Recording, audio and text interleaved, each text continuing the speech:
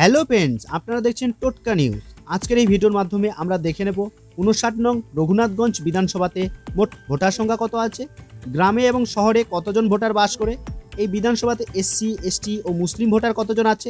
তাছাড়াও আমরা দেখে নেব এই বিধানসভাতে 2021 বিধানসভা ও 2024 লোকসভা ভোটে কেমন ফলাফল হয়েছিল।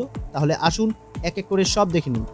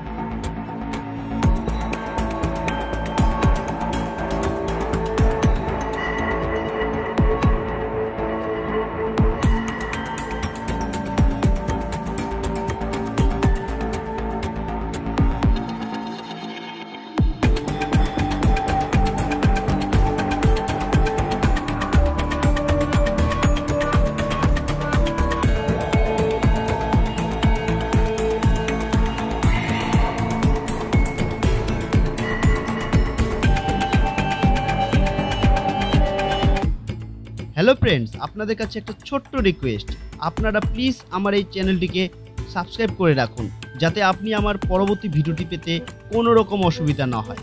আর হ্যাঁ, আপনারা অবশ্যই জানান আপনি কোন বিধানসভার অন্তর্গত এবং কোন দলকে সাপোর্ট করেন, জানান আমার কমেন্ট বক্সে।